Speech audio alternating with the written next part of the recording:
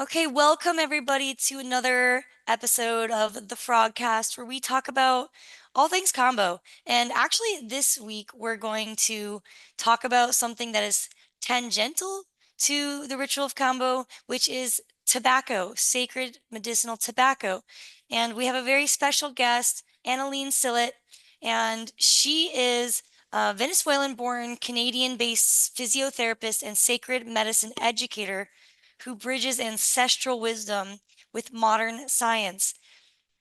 Their work integrates therapeutic knowledge, indigenous traditions, and trauma informed approaches to support expansion. They're the founder of Jungle Cultura and co founder of Cannabis Education Canada and Natural Buds, and is dedicated to teaching the responsible, safe, and respectful use of sacred medicines such as Kambo, Rape, Sananga, cannabis, and tobacco. So, in collaboration with the Matses Nation of Peruvian Amazon, they help preserve traditional practices through training programs rooting in reciprocity, indigenous sovereignty. And educational work has been recognized by the United Nations Alternative Medicine Commission, Boom Festival, Native Child and Family Services of Toronto, and the Durham Regional Police. So through Jungle Cultura and international practitioner trainings, and continues to guide individuals and communities in expanding consciousness, fostering connection, and cultivating harmony between mind, body, and spirit. So I'm super excited to dive into tobacco and all things around the ceremonial, mindful, sacred use of it. So without further ado, thank you so much, Annie, for coming to chat with us about this really interesting facet of ceremonial work. So nice to have you here. Thank you so much for that introduction, and thank you so much for having me and taking some time to talk about this powerful medicine. So, as always, I'm super curious. How did you get to where you are now? How did you find your way to using tobacco as an ally? Well, it definitely has been a journey. I became a Kambo practitioner. Then, during this journey, I met someone who was facilitating ayahuasca ceremonies, and she asked me to co-facilitate. And in ceremonies, tobacco started talking to me. It was more of an spiritual approach at the beginning. I was just kind of like listening to it, telling me how to use it in ceremony. So that opened the door to my scientific background. And I was like, okay, let's learn a little bit more how it is working in my body, the physiology of it. So I was amazed how there is a lack of knowledge of how powerful and how it can be an ally from a scientific perspective. From a spiritual perspective, I dove deeper. I explore more. When I went to the jungle in 2022, I sat with the Shipibos, and I did a dieta with chirisanango, and throughout the dieta, we had to smoke mapacho constantly. We had to go collect the branches of the tree. And throughout the collection of the branches, the making of the tea, we will have to smoke mapacho for prayer, protection. The Shipibos spoke to me a lot about how powerful this medicine is. Then I met other curanderos in Iquitos. They're not Shipibo, but they have been in a lineage of working with the medicine since they were 12 years old. And all these people working with tobacco said something that really stuck to me, and is that tobacco is at the same level of ayahuasca, that they both are the same way as powerful, and kind of like one fuels each other. So that was a tobacco in form of snuff, sorry, of smoke. Then with rapé though, was actually that was the first medicine that I ever tried. And I mean, in addition to cannabis, that's a whole nother world. But yeah, before Kambo and ayahuasca, I tried rapé for the first time. And well, let's go a little bit with the storytelling because it's actually a funny story. Please. In out all of the places, I was in Berlin, okay?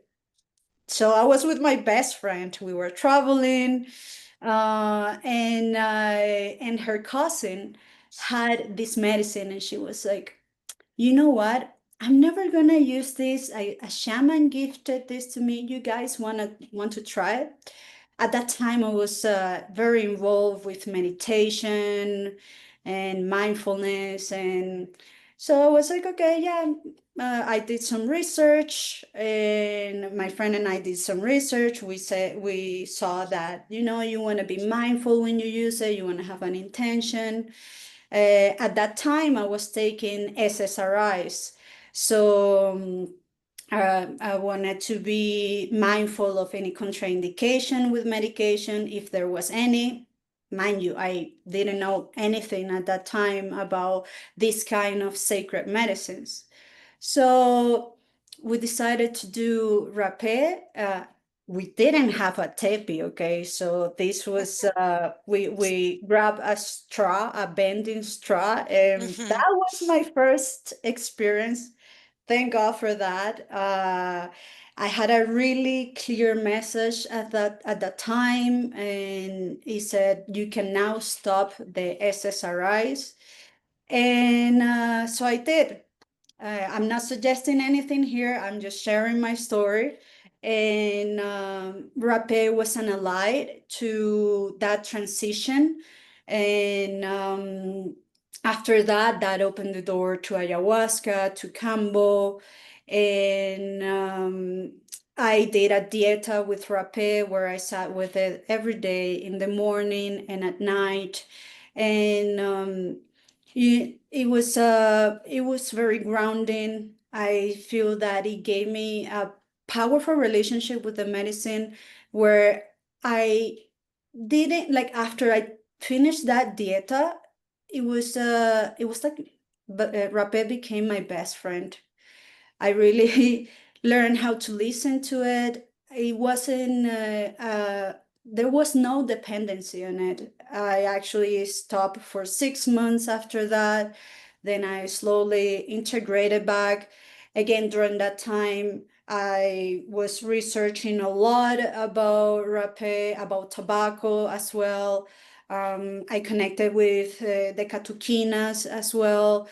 They actually, it's a little bit crazy how there is this crazy, for lack of a better word, or magical, I would say, how this works, because during that time it was actually a representative from the Catuquina tribe who reached out to me through internet, and he was like, I just want to teach you about the medicine.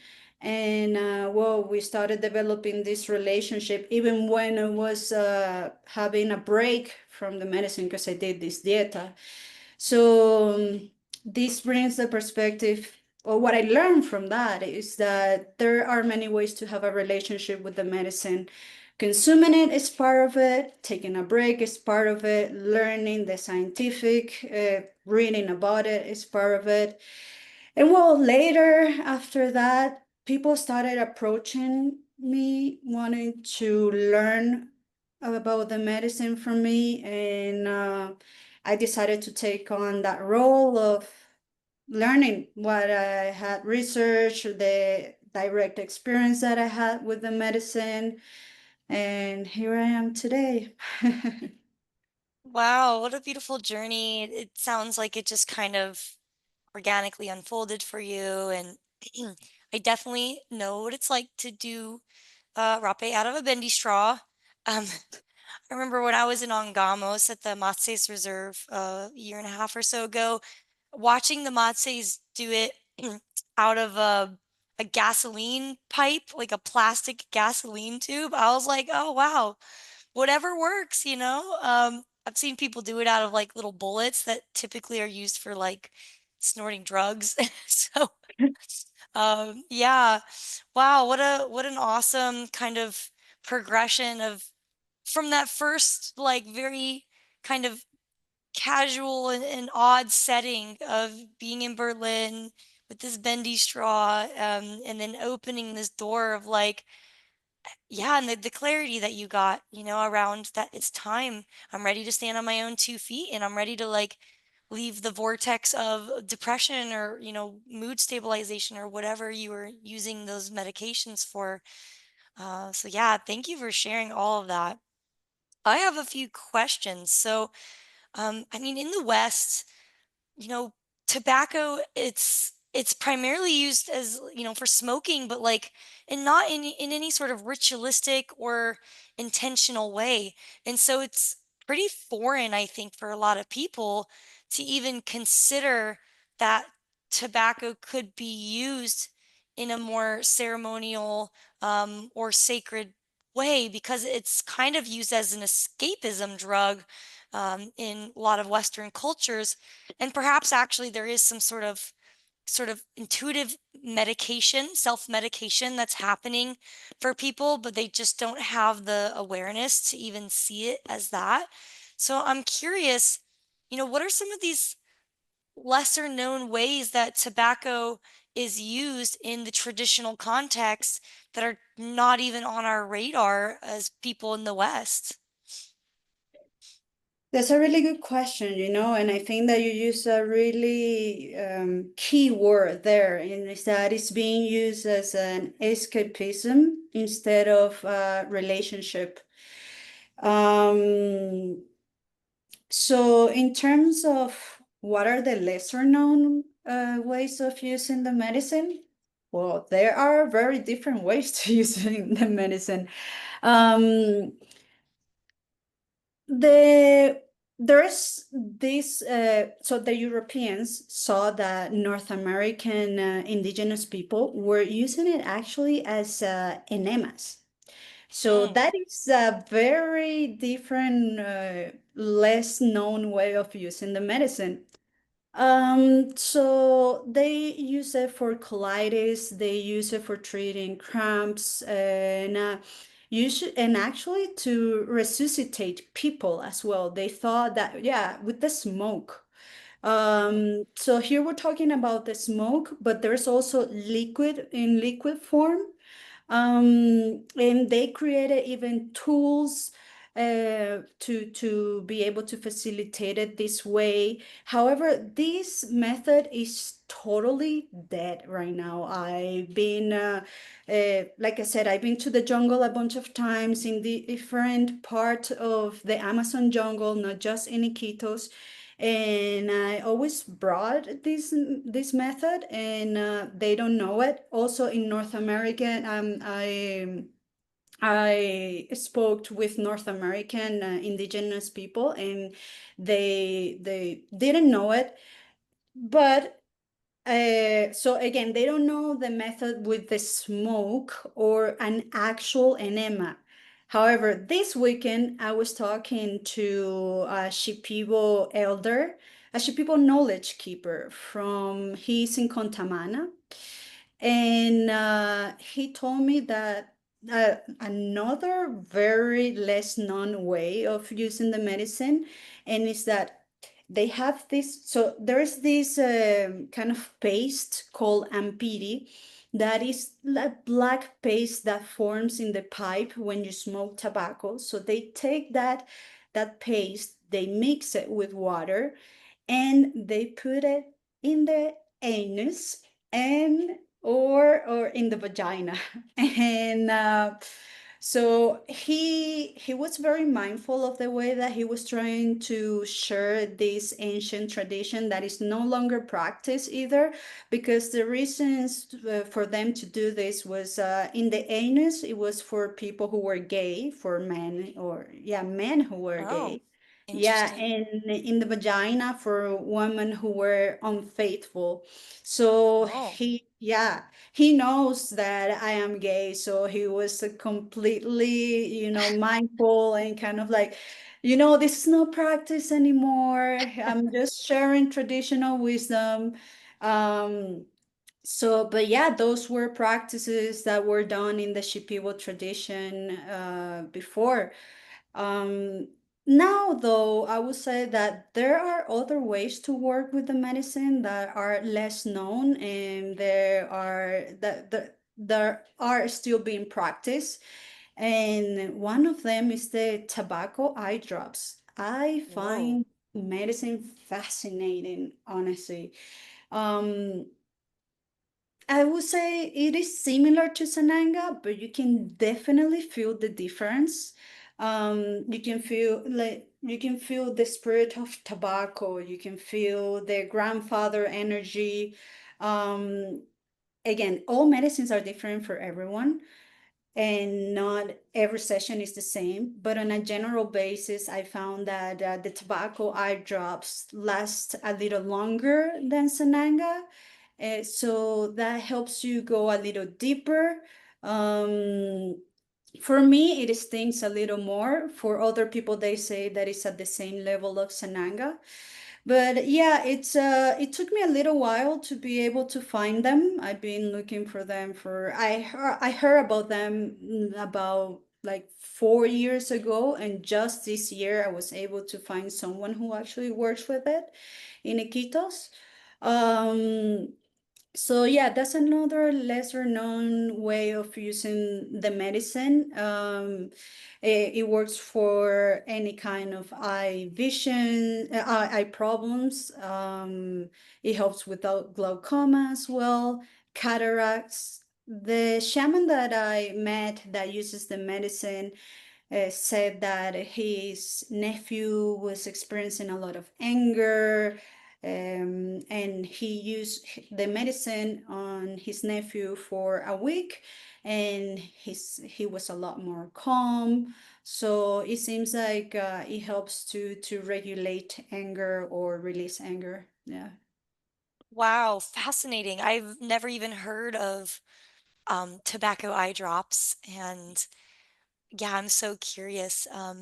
Yeah, it seems like tobacco is just so diverse in all the ways that it can be applied and all the forms that it takes, like, the smoke, the tea, the enemas, and ambil, like that kind of came into my awareness just within the last couple of years. And from my understanding, it's often combined with mambe, to be a part of like these like talking circles, these sort of discussion um, situations when there's maybe conflict or some tea that needs to get sorted out in the village. And yeah, one thing I also want to ask you about is, um, you know, there is, of course, some sort of shadow to everything, right?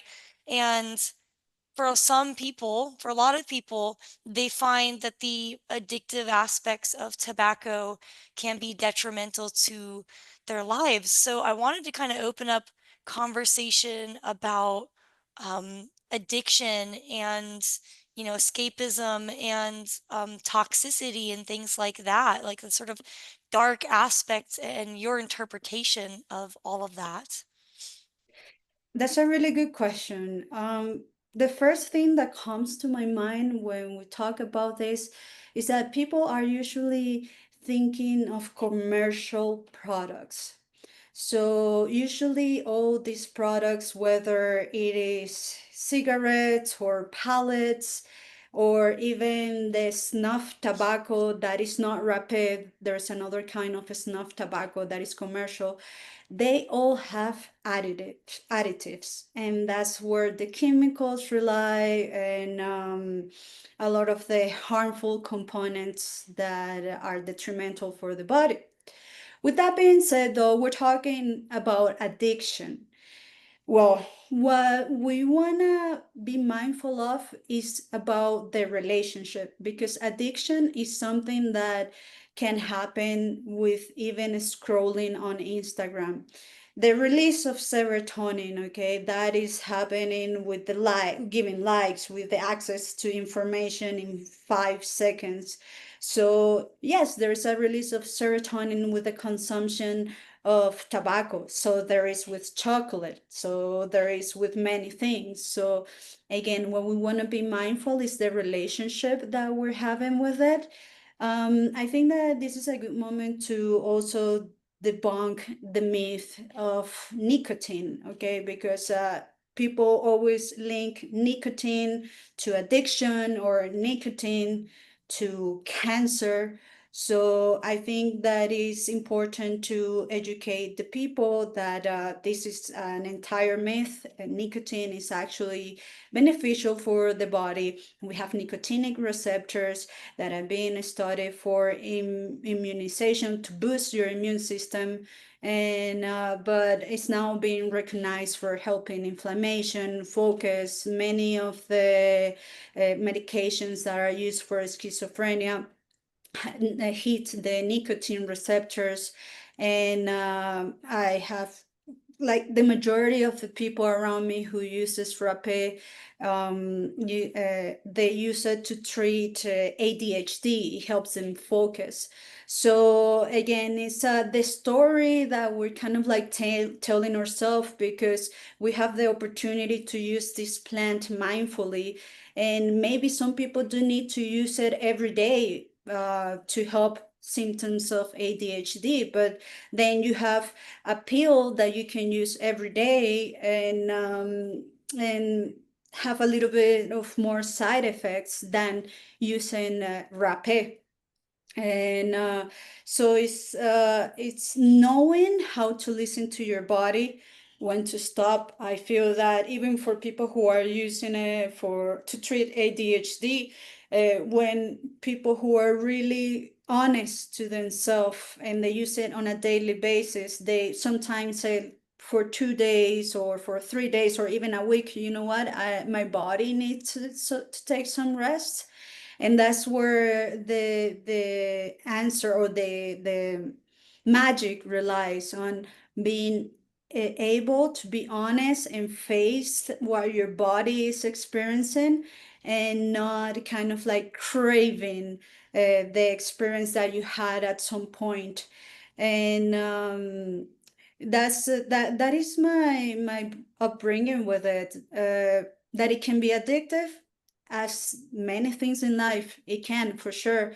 But it's a matter of being an adult and being honest and saying, I'm gonna use this plant, and instead of the plant using me or any other substance. I like to say that is like fire. Fire can be beneficial when it's controlled. When not, it can get out of hand. Hmm. Yeah, I think it's so important for us to reframe addiction because it is about the relationship and whether that relationship is sustainable and under control, like you said, and people can be addicted to virtually anything. I would like to share a personal experience and journey that I've had with tobacco that involves addiction, if that is welcome, because I think it's insightful and I've learned a lot from it. So, I've never experienced addiction to any substances up until about 2 years ago. And with the exception of food, there's always been like a little bit of impulsive eating. So that was my only experience of like witnessing an addictive sort of impulsive behavior in myself, but never with any sort of drugs, even with like casual use of cocaine or, MDMA and things like that. I always felt very in control and not interested in engaging in excess. And then about 2 years ago, I went through a series of extremely traumatic events and I was just completely shattered. And the only thing that I felt like I could do was medicate with tobacco, and also ketamine, but that never like got, never escalated. Um, and so this was the beginning of my experience of becoming addicted to tobacco. And it actually was really helping me. So I want to acknowledge like in all addictions, there's likely some benefit from the behavior of engaging with the substance, right? Otherwise, why would we do it? It helps us when we have like um immeasurable pain, and we just need a little bit of breathing room. So I was using tobacco, and I've never used cigarettes with additives or anything like that. So I was always using mapacho, I was always using rape, and it was my anchor for a long time.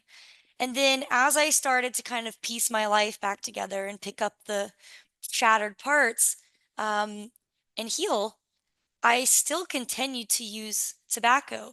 And it was so fascinating to witness it changed my brain.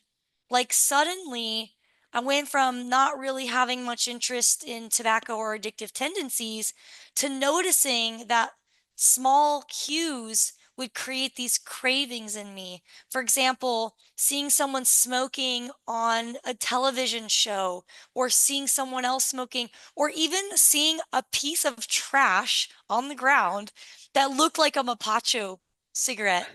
And I was like, wow, like something definitely was rewired in my brain that I had never experienced before, which was like this fiendy kind of like, I would get triggered, and or I'd see someone with a vape and I'm like, ah, and then I become that person asking for the vape every 5 seconds at the party.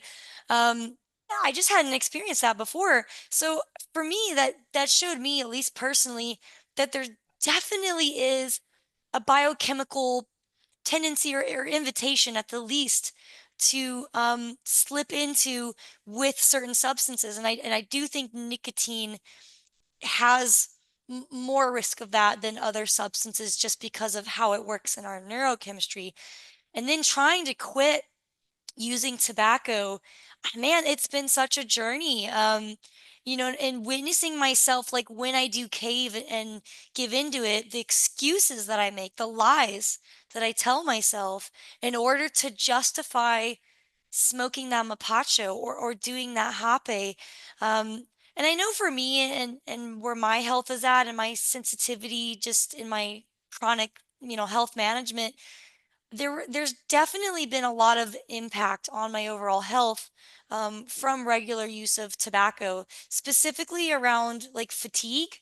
I felt like it's really brought my energy down a lot. And that might not be specifically because of the tobacco. It could also be the fact that tobacco is a nightshade, and I'm a bit sensitive to eating nightshades. So it could just be like solanine, or other nightshade compounds and alkaloids that are contributing to that. But um, yeah, I can't deny that there are some costs to using tobacco in that way, as well as benefits. Like I said, it really helped me through a hard time, and it certainly has immune modulating and mood modulating effects, which I was able to like appreciate and enjoy. So just like everything, it's never black or white. Like no substance on this planet, no plant is all inherently good or all inherently bad. There's context we have to take into consideration about, like, okay, when do I need this tool, and how can I use it in a way that's actually net gain versus net loss, because there's no such thing as a free lunch with anything, right? We're always needing to find that balance. And so that's again where relationship and honesty with ourselves is so important, because if we do find that we're, impulsively falling into these loops where we don't have a clear why to why we're engaging with this medicine in this moment, and it's just because you want it and it's impulse, then that's a problem, and that might come bite you in the ass later down the road. It sounds like you have a very good awareness of how this plant works for you and how to work with it. Um, I totally agree that it's completely different for each individual, and definitely the key relies in honesty, because at times I used it a lot too, and my body was clearly speaking, this is a lot, it's time to take a pause. And as you were sharing, thankfully, me neither haven't really struggled with addiction. So for me, it's really easy to stop as soon as I hear my body, because when I'm through the process, I'm navigating it. I go very deep on again, and I'm not noticing that I'm going there until the medicine speaks. And I think that all of it, though, is part of learning how to work with the medicines. It's I don't know, I have created a lot of compassion when I see this in other people, and when I guess that because I experienced it, it was a direct experience for me where I used it a lot, and the body was like, you know what, it's time to take a break, and I learned a lot from that. So. Yeah, definitely. Tobacco is a medicine that it's really easy to use as well. So, and it can be so triggering when we see it around in any TV show. So, it is really easy to have that craving. But it's a every second decision. Again, it comes back to the relationship, to become mindful of the intention. And you know what? Even if your intention is to have a recreational time, be mindful of that. And that's not wrong. It's just so you know how the medicine is working and if you are actually accomplishing that goal. Because you might have the intention of having some relaxation, but you have taken too much, and then your body is guiding you towards something else. And that's an opportunity to open the door to other practices, because all of these are tools. This happens with tobacco, this happens with Kambo, with ayahuasca. So comes back to the same thing: relationship and honesty. Yeah, I think that's so important. And it seems like tobacco and other medicines are really great opportunities for us to kind of titrate in these certain areas around discipline and self-awareness and intentionality. Um, and sometimes perhaps part of the process of cultivating those things is reaching the far ends of the spectrum and hitting those boundaries and being like, oh, okay, that's where the line is, right? That's where I need to like learn to have a little bit more mastery around engaging in certain ways with a tool. So I think if the person is equipped and developed enough, they can actually get a lot of value out of almost dipping their toe into an addictive or impulsive experience. But I think also a lot of people are not quite ready for that, and it can be a rough ride because they don't have the skills or the guidance necessarily to navigate that and retrieve those gifts. And that's just something that, when you buy a pack of cigarettes at the store, that's not part of the package, right? Whereas if you're working with someone who's a guide, who's experienced with these medicines, who's done that personal titration work, it's a completely different experience where then you have, a teacher to help steward you through that very sophisticated process of growing and expanding with those tools. Yeah, I think that a guide in that time, it's very powerful and meaningful. Um, this is a whole topic. I want to pick your mind. What is your thoughts on that and the accessibility of like the medicines and just diving into it without any guidance? Yeah. Um, I have mixed feelings. I think accessibility is important. I certainly don't believe in prohibition of anything, um, even heroin, even meth, right? Even if they are tools that can be destructive, I think prohibition makes everything worse. So I'm all about decriminalization. I used to be a bigger fan of legalization of things, in like the medical model, but as that has progressed in the psychedelic realm, I'm kind of going full circle and back to like the underground, we're just like decriminalization is enough because I do think that the field can be self-regulating when it is above the law. So I think education is really the antidote to finding the balance between accessibility and reducing risks of harm. Because, yeah, with accessibility comes abuse and unguided use and risks and, ignorance. Um, but I do think that there are kind of self-policing and self-governing energies that happen in communities that are not necessary to having laws in place. So when you have like, legalization frameworks, etc., the government is deciding, how capable you are of having your own discernment, which perhaps there's a good reason for that. Like, to be honest, the average person in the world is not very, with it. So again, it comes down to education and like helping people cultivate mindfulness and critical thinking skills. And then that's like a way broader issue. Um, but yeah, even, in the Kambo world, which, you and I engage with pretty regularly, I think, you know, uh, I don't want to be a gatekeeper. I don't want to tell someone that they're not good enough or they need to pay this amount of money or whatever to access something that could be really transformative for them. But I do want them to see that there is a difference in quality and outcome when you're more educated. So I think at the least, providing people with baseline safety education is like a public necessity.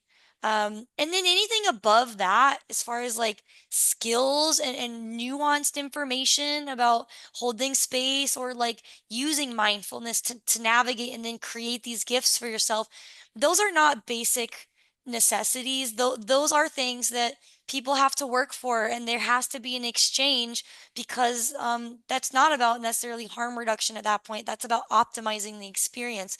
So, just like with most harm reduction strategies with any sort of drug or substance, I think like give people the basic tools to learn how to not kill and harm themselves.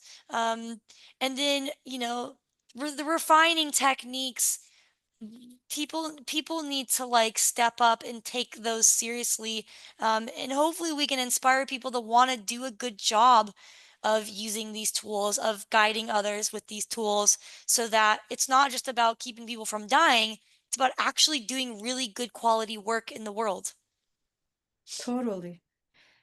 I can relate to what you're saying. And actually, there's some studies that have shown that where decriminalization happens, the rate of consumption decreases. It increases a bit at the beginning, but then it decreases right after.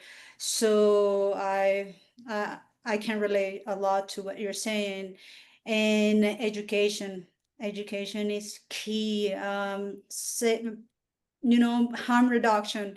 As you said, like, yeah, we can dive deeper into holding space practices and all of that, but there's some other kind of education that we can put out there for people to be safe.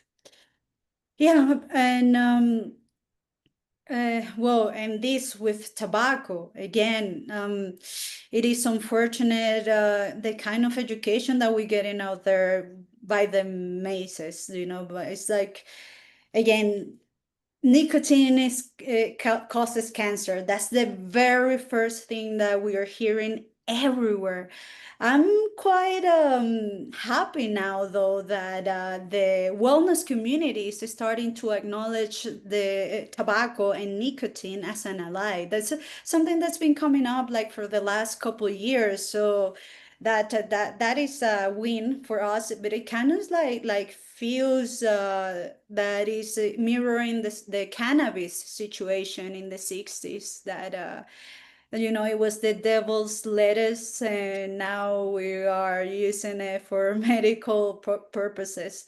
So I think that we just have to continue doing what we're doing, sharing more awareness about the benefits and a conscious relationship again, because it's basically what we have been talking about. It can be harmful, yes, for sure, but so as anything in the world, like even water, if you take too much water, it can be dangerous. So it's how are we going to learn to use it? And from a physiological perspective, it's powerful from a spiritual perspective as well. So, just kind of like combining all of that and continue doing the work and sharing some education out there. That's what we're here for. Yeah, absolutely. I mean, I love the saying, the difference between medicine and poison is dosage. And water is a great example because it's like it's the elixir of life, right? Like every organism needs it. And yet it's actually what kills people the most often in association with Kambo and MDMA and things like that. And it's just so stupid, right? But it's a really good example to show that it's not about the substance itself, it's about how it's used and how it's in balance with the complex system. And I think the same applies to every substance, every idea, even on this entire planet. Um, so, as far as like some of we kind of briefly went over some of the ways that tobacco, can provide a physiological benefit. But yeah, I'd love to dive more into that. I know you mentioned like there's some antipsychotic properties, right, to nicotine and drugs that bind to the nicotinic acid receptors.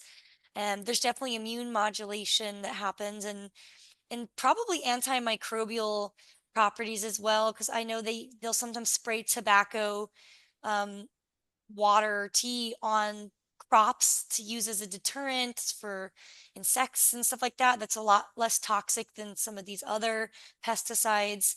What are some other like things that tobacco can be used for medicinally? Well, it can be it. There's another very interesting way, and it's topically as well. So we have nicotinic receptors in the skin, and it can sound like a paradox because you usually see people who smokes that their skin doesn't look the best, but the problem here is this actual smoke.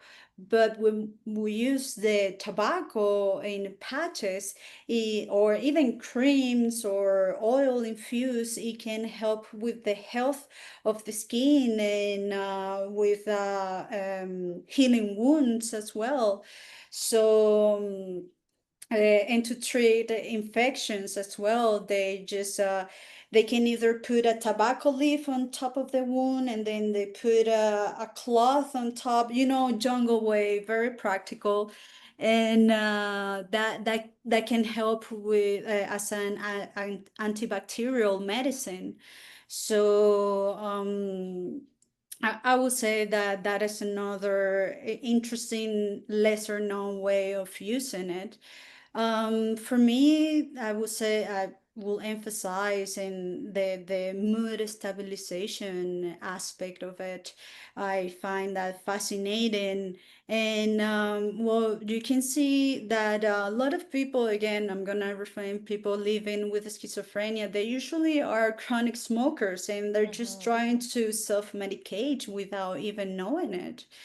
And another thing that is really interesting is that during the COVID-19, they did some research and they found that people who were cigarette smokers, like just commercial cigarette smokers, they had less tendency of getting severe symptoms of COVID-19 or not getting it at all. So, yeah, here again, it is the power of tobacco. Yeah, like the anti-inflammatory effects are real. I have a friend who does research on Crohn's, I think, and she was telling me that when people quit smoking, they'll have these like inflammatory flare-ups because the nicotine was effectively modulating these inflammatory processes. And I've definitely had it a few times when I quit smoking. My lungs are like, like kind of irritated and inflamed. And I'm like, what the hell? I haven't even smoked for a week. And it's because there's like this rebound effect that can happen where the body's like got a bit used to having this like potent anti-inflammatory access. And then you take it away, and then the whole equation has to, readjust to homeostasis again. Totally. Actually, one of the persons who reached out to take a long time ago to take a course on tobacco and rapé was because she suffered from colitis. And she used to be a cigarette smoker, and every time that she will stop smoking cigarette, her symptoms will flare up, and she was like, oh my god, like I'm being forced to smoke cigarettes. And then she did some research. We found each other, and she started using rapé mindfully again, and that was the key for her to stop smoking cigarettes and at the same time still getting the benefits of tobacco. Yeah, it's a what you said, anti-inflammatory. So inflammation is killer for the body, and when used mindfully, tobacco can help reduce the inflammation, chronic inflammation specifically. Yeah, and at least with the rape, you're avoiding like the byproducts from the burning material because, no matter what plant you burn, even if it's, super non-toxic, just burning material and inhaling it is always going to create some sort of carcinogenic effect, even if you smoke a piece of paper, right? But with rape, I've also found that like you have to be mindful of your source as well because there can be heavy metals because nobody's regulating these things, right? And who knows like what the soil quality is like on the land that these plants are grown and if they're bringing heavy metals up into their leaves. And also mold spores, right? I've heard of people having these kind of like inflammatory reactions in the sinuses. And I've even heard rumors of people allegedly developing like brain lesions or aneurysms and crazy things like that from extended rape use. I don't know how true that is. So I wanted to ask you, like, are there any sort of risks that you've seen around rape and long-term use and health? With rapid and long-term use, what I have seen, just people getting their nose clogged, that it usually goes away with a good nasal rinse, a little bit of a break. Other than that, I read those, what you're voicing, what you're saying, I read about that. Personally, I have never encountered it. I don't want to diminish those experiences. If that really happened, that must have been very tough. Uh, but I also heard some things about Kambo saying that you will get salmonella or stuff like that. And I spoke with an expert on amphibians, and he said like that is impossible to happen. So I haven't seen it. I don't know if the people who experienced it was because of rapid. Um, but the worst thing that I have seen is clogged nose. That again, it usually goes with a good rinse and a little bit of a break. Yeah, there's so many stories that circulate and you never know the source. And oh, I heard this, my friend said this happened to someone he knows who he was friends with. And it's like there's a lot of misinformation and kind of like medicine like horror stories, and I don't know how true most of them are or there's details that you don't get like oh they also had multiple sclerosis and or whatever and so yeah you have to take those things with a grain of salt. That's why I was curious if you had any close encounters with experiences like that. One other thing I wanted to ask you about before we wrap up is um, do you have any things you want to share about how Kambo and tobacco relate together, how they can be used in conjunction or tangentially, or what their energetic relationship looks like, or how you might use those tools in a ceremony together? I'm curious to hear your thoughts on that. That's a very beautiful question. Honestly, I've been developing my relationship with tobacco deeply, deeply, especially this year. Um, I went to Iquitos and I did ceremonies only with tobacco. So these ceremonies were like we will roll two big mapachos, the two big ones, and we will put them together and we'll do 10 rounds of those. So it was 20 mapacho rolls and we will smoke it and pray and I even purge. It's a challenging ceremony. It's but beautiful. You know, you get both ends of it. And so I experienced that. Then I went with another healer who performed shamanic healing on me. That he's now my maestro. And the only thing that he used was tobacco and Icaros. So I started diving deeper with the smoke mapacho because before it was more rapé, and this brought me to that realm of mapacho. And now in my Kambo ceremonies, I gotta say that for me, Mapacho is, I can feel more than ever how it is an intensifier of the prayers. So, um, again, this is my perspective. I want people to take it with a grain of salt, and I want to encourage you to have a relationship with it. To you who are watching, whoever is watching this, to have the direct experience and see what it means to you. But I'm gonna share what it means to me, and it's a deep. It is a megaphone of the prayers. So if you are there, well, the person is receiving the Kambo, and you're there with a mapacho, and just your prayer is for grounding. Your prayer is for a protective space and you use the mapacho, it just feels like a no-brainer. It feels like there is no doubt that that is present in the space.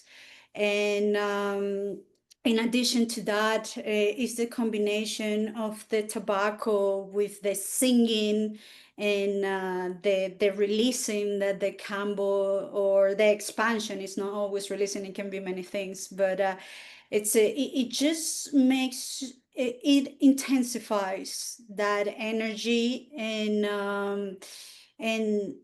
with a focus that everything is going to be okay. It's just a deep trust that what is happening is for the highest good of the person receiving the medicine. So again, this is a practice that has been increased with more use of the medicine. So it again, I encourage you to have some mindful time of, you know, I'm putting everything aside. I'm gonna sit with the medicine and see how it speaks to me and put an intention to it.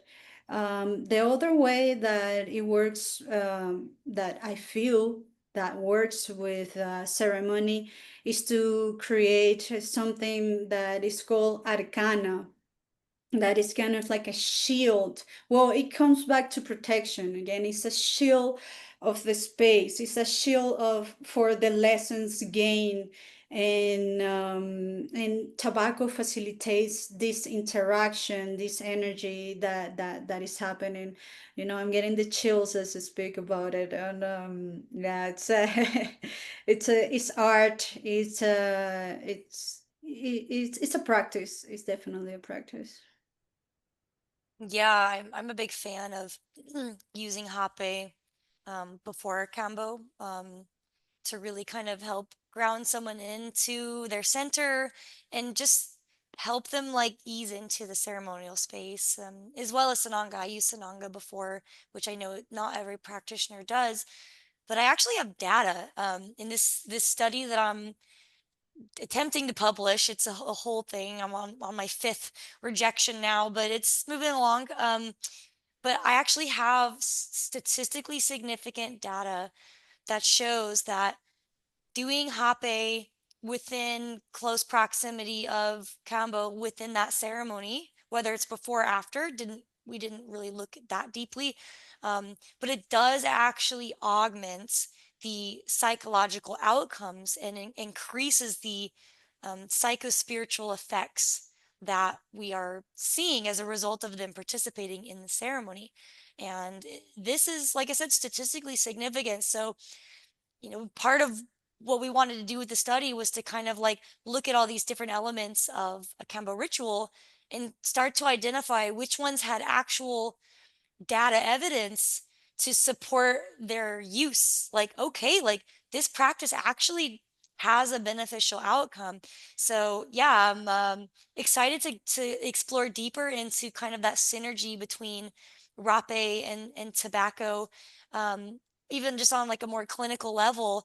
But yeah, there's undoubtedly an energetic potency when you bring tobacco into the space, even if it's in soplars and prayers and clearings of energy in the room. Um, Tobacco smoke just cuts like a knife. It's really quite sharp. Really good way to explain it, definitely. And just here picking up your brain now. And what are your thoughts on rapé after Kambo? Yeah, I mean, I think it can be nice for people too. I've also personally done that. I don't so much do it with my clients because I've just found like my recipe and I'm like, if it ain't broke, don't fix it. I find it works so well. But um, yeah, I think it can either way, it's like really contributing to like a grounded state. Mm. I'm not a huge fan of receiving rape in the middle of Kambo. I've only personally experienced that a handful of times and it was interesting, but I felt like it just added another person to the experience, that person being tobacco. And I was like, wanted to just kind of stay focused on my frog journey. Um, but I know people do it, and it can be helpful in kind of clearing blockages when someone's feeling stuck in the purge. But I also feel like it can be a bit um, of excessive force for some people when really what they need to purge is actually to be invited to like find a parasympathetic safety, and that just they have to massage their mind into that space, and that's where the skillfulness of the practitioner is really important. So if someone doesn't really have that nuanced skill and they like are attached to this person purging, I think, blasting them with rape is a somewhat like a savage, a less refined way of pushing that threshold. Um, but I don't think it's, again, it's nuanced, it's unique for each person in each situation. Um, but in general, I'm like all about letting people explore and experiment and innovate and then sharing that information and, between practitioners so you can be like, "Oh, that's your experience? Huh, maybe I'll try that sometime." Like definitely with practitioners that I respect that I know are really grounded and dedicated, they share things sometime and I'm like, huh, I never tried that or I never thought of that. And then I'll adopt their practices and they'll adopt mine. And I think that's really healthy to build community that is growth oriented and that is aligned in, providing the best experience and making sure that we're always students, we're always flexible in our beliefs, and we're always growing as practitioners.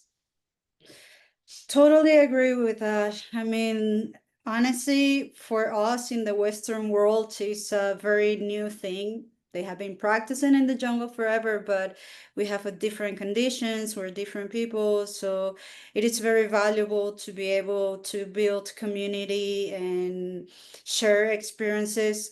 Um, I actually usually serve rapé after. Mm. So I have served it before. So and my concern at times it can be that it can increase the heart rate. But about serving it after, I have noticed it's key what you said that you are definitely adding another spirit. You're definitely adding another person to the equation.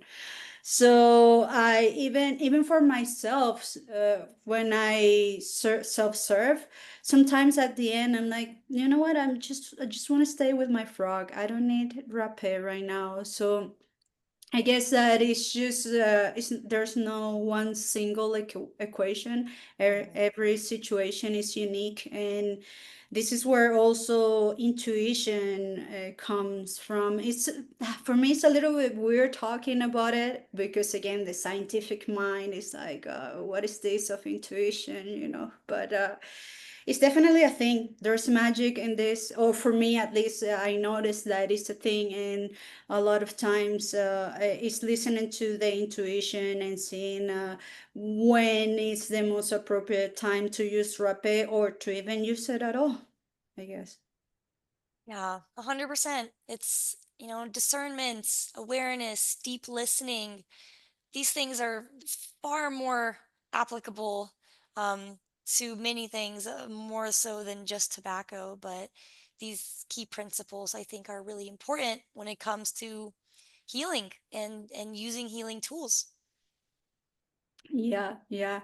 And you know what? Thank you so much for creating this kind of spaces because, again, as I was saying, it's key to have community and learn from one another. And yeah, thank you for that research that you're doing and all the work that you're doing. And, it's gonna come out definitely. Thank you. Yeah, I certainly hope so. And as you know, it's not easy pioneering new paths, and that's why I think it's really important that we work together, that we support each other, and that we learn with each other because we are really at the forefront and the infancy of developing the standards and the practices and the knowledge of Kambo in the West. And whether people have like it or not, Kambo has left the jungle. So the best that we can do is steward it with grace, to honor its origins, and to make sure that we um, help guide it in uh, being implemented in safe and respectful ways. Yeah, totally. The medicine is in its infancy and we're being very brave to dive into this world, and with grace, with a lot of gratitude, of course. The medicine is bringing a lot of expansion to a lot of people around me, to myself, and what a great way to live life. Aho, Berambo. But I'm okay. So I'm going to go ahead and wrap up. This has been such an amazing conversation. But before we do so, I do want to plug that Annelene has an amazing sacred tobacco and rape online course. And I'll post the link, but it's on combospecialist.com. I'll post the specific link in the show notes. And it's a 2.5, almost 3 hour long pre-recorded course. So it's self-paced. You can go at your own speed, and she goes over so many different aspects of tobacco and sacred use of it, including smoke, including snuff, and perhaps other mechanisms of delivery, as well as the pharmacological and physiological pieces, because that's really important too. So I encourage you guys to check out that course. And also, how can people get in touch with you, Annie? How can they follow you, learn more about your work and your offerings? Thank you for asking that. And so I'm on Instagram under Jungle Cultura with A at the end. I'm also under Annelene Sillet. I highly recommend my YouTube channel, Jungle Cultura Old, OLD. And I also have my website, junglecultura.com. Feel free to reach out. I will message you back and would love to tell you more about the medicine and start the conversation. and highly recommend the course for those who wants to learn a little bit more about tobacco, its different uses, it's the preparation of rapé as well. You know, all of this just increases the awareness of how the medicine is brought to the world, and that can shift the relationship that you have with the medicine. So yeah, just visit the link that Caitlin is gonna post, and I hope you enjoy it. Awesome. Yeah, I'll make sure that all those things are accessible so you guys can just go to town and check out everything that they have to offer. So yeah, thank you so much, Annie. It's such a joy to have this conversation, and um, I definitely plan to have Annie back on to talk about nasal combo at some point. So this is not the end of our conversations. So stay tuned for more really epic Kambo convos and Frogcast episodes. So thanks for tuning in, and we'll catch you guys next time.